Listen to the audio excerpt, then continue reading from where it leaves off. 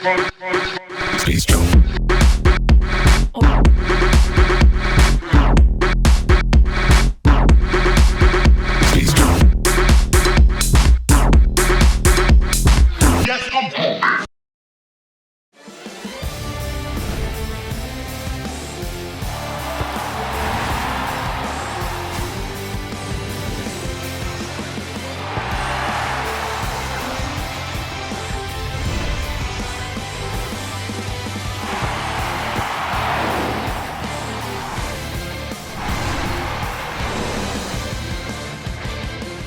дуруд ба шумо бинандагони азизу гиромии барномаи футболи осиё. барномаи ғайринавбатиро бароятон пешкаш мекунем. чаро ғайринавбатӣ? Барои он ки дар пойтахти мамлакат бозиҳои ҷоми конфедератсияи футболи осиё ба анҷом расиданд ва мо зарур шуморидем ки ҳар чӣ зудтар аз ҷанбаҳси ин мусобиқа ба шумо ҳарф занем. аммо масъалаи муҳиму асосӣ ин ширкати дастаи мунтахаби тоҷикистон дар ду бозии дӯстона бо мунтахабҳои ироқ ва таиланд мебошад ки дар ин бора аз ҳама мехоҳем пештар ҳарф занем. мутаваҷҷеҳ бошед.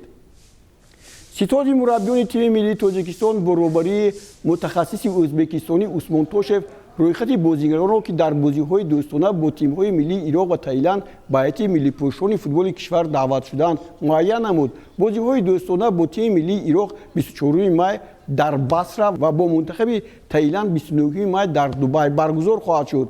Усмон Тошев ба рӯйхати тими миллии Тоҷикистон 25 бозингарро шомил кард ки аз инҳо 3 дарвозабон, 7 муҳофизатгар, 10 ниммуҳофизатгар ва 5 ҳамлагар аъзоёни дастаи мунтахаб ҳастанд.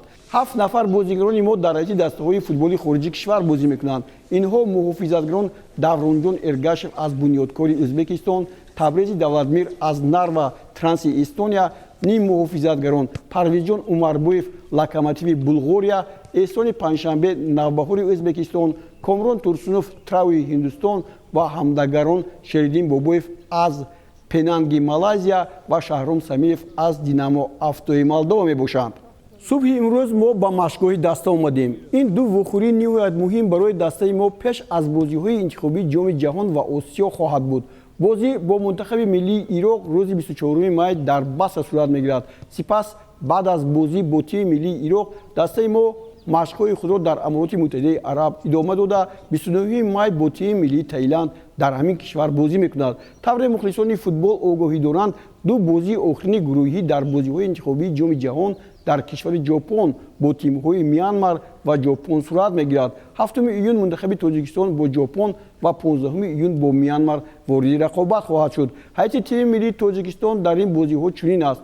дарвозабонҳо Рустам Ятимов ва Муриддин Ҳасанов аз дастаи Истиқлол, Шорух Қирғизбоев аз Кӯктош, муҳофизатгарон Давронҷон Эргашев аз Бунёдкори Ӯзбекистон, Табрези Давлатмир аз Нарва Транси Эстония, Адҳам Назаров, Ваҳдат Ҳанонов, Манучер Сафаров, Зоир Ҷӯрабоев ҳама аз Истиқлол, Алиҷон Кароматуллозода аз Клуби марказии варзиши Артиш, ниммуҳофизатгарон Парвизҷон Умарбоев Локомотив Булғория, Комрон Турсунов аз Трауи Ҳиндустон, Эҳсони Панҷшанбе Навбаҳори Ӯзбекистон, Алишер Ҷалилов, Муҳаммадҷон Раҳимов, Ислом Зоиров ҳама аз дастаи Истиқлол, Илҳомҷон Баротов аз Истарафшан, Абдулмумин Забиров аз Хуҷанд, Хусрав Тоиров аз Динамои Душанбе, Алиҷони Айни алҳол бедаста аст. ҳамлагарон Шеридин Бобоев аз Пенанги Малайзия, Шаҳром Самиев аз Динамо Автои Молдова, Манучер Ҷалилов ва Рустам Соиров аз Истиқлол мебошанд. Нуриддин Ҳамроқулов ба ҳайати ҳамлагарон шомил аст. дута бозомо аст. Ироқ кати Ироқ ба Таиланд кати Дубай ба бозӣ мекунем. ду тими бисёр бақувват тез ҳаракат мекардаги чи ба мо иноя гирифтем, чи ба ки ҳамин бозоя бозӣ карда Япония ба мақсадомон Япония ба нағз тайёргарӣ дидан. ман эълон мекунам нағз мешуд. баъд ҳозир 4 та бозингаромон нест. мо ба Табрез, Парвиз Умарбоев, Алишер Ҷалилов и вай Шаҳром Самиев ино Дубай ба мо ба мешун. Якум бозӣ ба намешун. мо зами ёшокати мемонем, якта дута ёшоя бачаҳои калона ҳаракат мекунем. боз карам бо як бор мегӯям, што ҳамин кайфияти нағз кати бозӣ кара, тамринои нағз кара, вот Япония ба насиб бошад тайёр кардан мақсадам. Чуть-чуть быстрее, Даврон, хорошо, раз-два, чтобы не украли мяч, раз-два, хорошо, как там?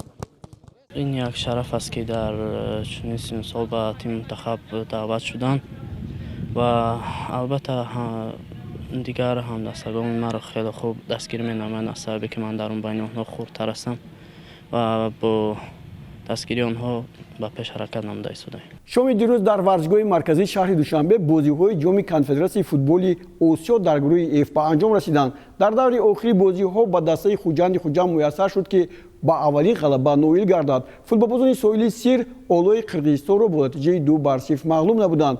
با لحظه‌های این واقعه توجه می‌کنیم. ورزشگاه جمهوریوی شهر دوشنبه دوام 7 روز بازی‌های جام کنفدراسیون فوتبال آسیا را به یک طریق خاص ایدانه پیشواز گرفت و دوام 7 روز طور گفتیم 4 دسته بهترین آسیای زیاد هم راه داده بود که این شاید از همین خلاصه برآوردند و سرمربی پیوسته هجوم‌های پای در پای فوتبالبازان دسته خوجند در می‌گذاشت تا که توپ وارد دروازه نشود و در نزد دروازه‌اش فشار هم خیلی زیاد بود طور کرد. هجوم‌های دیگر از جانب بازیگران دسته اولای هم بودند چون اولای را متخصص تاجیکستانی نومان یوسفوف مشق می‌دهند که این حالت غیر بازی است.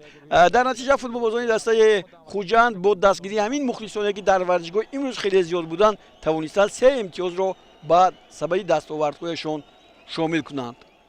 Очень тяжело было ребят собрать, настроить, потому что, конечно, задачи были другие, готовились к другому. Но это футбол, может быть, первый матч, который сложился слишком, можно сказать, особенно второй тайм легко, то в смысле, что команда Алты-Насыр стала в меньшинстве и не сыграла свою игру, и может быть это не как-то повлияло, но второй матч сыграли не так, как хотели, не так, как планировали, и не добились результата, чтобы последний матч что-то решал. Поэтому он ничего не решал, и очень тяжело было собрать ребята. Видно было, как они психологически подавлены. В связи с этим и заменили вратаря, выпустили молодого парня. Видно было, что и вратарь чувствовал свою вину, очень психологически плохо себя чувствовал на тренировках, поэтому решили поставить молодого парня. Но благодарен ребятам, что выложились, добились победы. Это очень важно для нас закончить турнир победой и продолжать дальше чемпионат. در بازی اساسی و مرکزی گروه F دسته‌های نصفی ازبکستان و التین اسری ترکمنستان وارد میدان شدند. در صورت غلبت ترکمن‌ها امکان داشتند با دور بعدی بازی‌ها رو خط گیرند، اما طور متخصصان فوتبال پیشگویی کرده بودند در گروه از همه دسته پرقوت نصفی ازبکستان به استان میرفت و پیشگویی‌ها خطا نبرآمدند. در حقیقت دسته نصف ازبکستان در حیاتش بازیگران دارو هست که آنها از نگاه هم ملکه تکنیکی و هم چست و چالاکی و سرعت از دیگر دسته ها فرق میکردند. تنها به صفحه پیش برآمدند و کار غلبه کردن را در این واخوری برای التیناسیر نهایت دشوار کردند. التیناسیر ضربازان دسته نصف باز فشار خود را زیاد کردند، باز امکانات های دیگر را هم به وجود آوردند که میتوانست با گل انجام یابد. سهراب نوراللهیف بود که ضربه شما دیدیم چگونه سخت بود به ستون دروازه برخورد. در مورد دیگر فوتبالبازان دسته التیناسیر هم یک ضربه هم فعالیت فوتبالبازان دسته التیناسیر را در میدان زیاد کرد. در نتیجه فوتبالبازان دسته نصف با حساب 2-0 غلبه کردند و از جمع 3 واخور 21 باشند. То, что нам осталось поздравить Насафа с выходом из группы. То, что мы знали, физический соперник хороший, мы планировали одно, просто не получился. Поэтому единственное остается поздравить соперника. Во-первых, хочу поблагодарить своих футболистов. Они очень серьезно отнеслись к этому турниру. И болельщиков хочу поздравить с выходом в следующий этап. Вот, мы очень рады, но дальше будем готовиться. Значит, но если по игре взять, ребят, я думаю, все 3 игры мы ровно прошли, потому что очень серьезно отнесли к этим играм. И футболисты, ребята очень молодцы, потому что ответственно к каждой игре подходили. Я думаю, что мы поэтому удачно эти игры сыграли. Сегодня наш соперник был очень опытный, но мы знали, что они немножко физически не готовы, не подготовлены физически, поэтому мы должны были на поле чуть быстрее. Но это ребята показали, доказали. Я думаю, что первый тайм мы уже что-то сделали.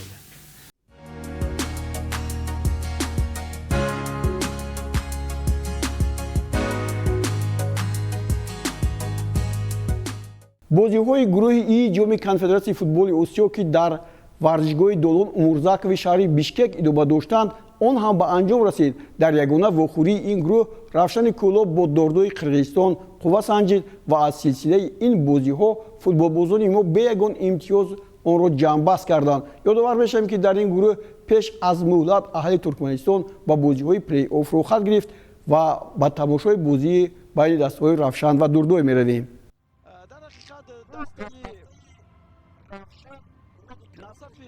همچنین در گروهی که باز یک دسته دیگری ما رفشانی کوکوان بنجامین اسما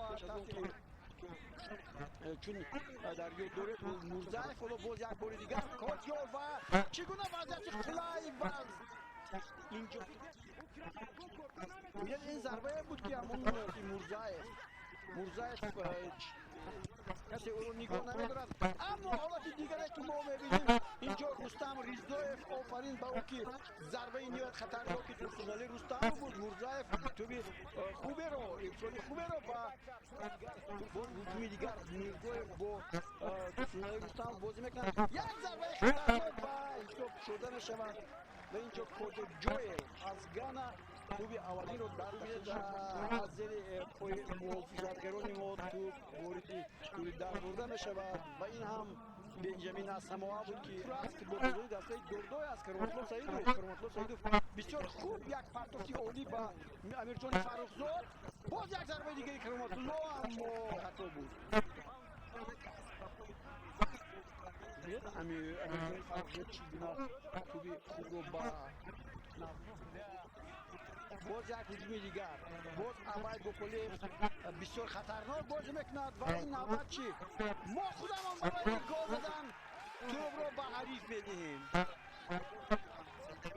و یک چنین بازی کثیف است. دوستان گرامی ببینید اینجا خطاگی رو 6 نفر بازیکن دسته دوردور در دروازه ما قرار دارند و به آنها موفق میشن خرید گل زنند. حیف است که دستونش رو ببینید به تکرار نزد.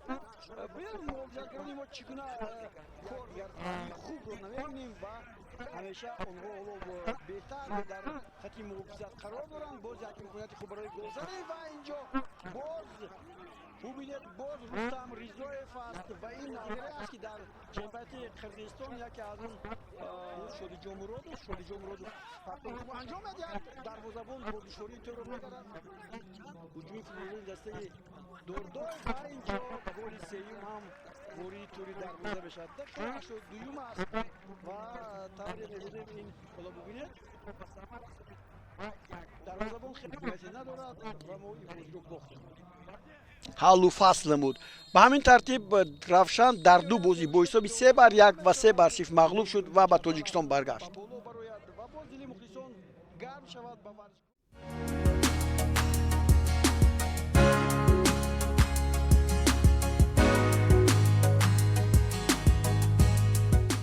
در ادامه بازی‌های جام کنفدراسیای فوتبال اسیو امروز در سه گروه A, B, S مسابقه‌ها شروع می‌گردند. بازی‌های گروه A در بحرین و B با S در دولت اردن گذرانیده می‌شوند. تلویزیون ورزش امروز در پخش زنده بازی بین دسته‌های تیشین و الکویت و همچنین الامری و الفیصلی را از گروه S پیشکش شما می‌گردد.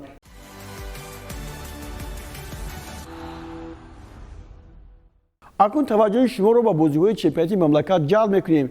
امروز در حالی که برنامه ما منظور شما می‌گردد، دسته‌های کوکتاش با کلوب مرکزی ورزش ارتش و فیضکند با دوشنبه بازی‌های دور هفتم لیگ عالی چمپیوناتی مملکت را شروع کردند. پگاه дар идомаи ин бозиҳо Истаравшан ва Хатлон дар варзишгоҳи Спартаки шаҳри Хуҷанд ба масофи ҳам мераванд. Аз натиҷаи ин бозиҳо дар барномаи навбатӣ мо маълумоти дақиқ хоҳед гирифт. Дар ин баробар мусобиқаи футболбозон барои ҷоми Тоҷикистон ҳам шурӯъ гардид, ки дар он дастаҳои лиги якум дар марҳилаи аввал ширкат меварзанд ва бозиҳо дар як давр сурат гирифта, ғолибон ба даври 8 ниҳоии ҷом рохат мегиранд.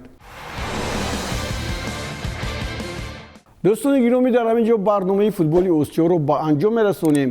мақсади мо тарғиби футболи Тоҷикистон ва Осиё аст. аз ин ро бо барномаҳои мо бошед. хайр то боздид, худро эҳтиёт кунед.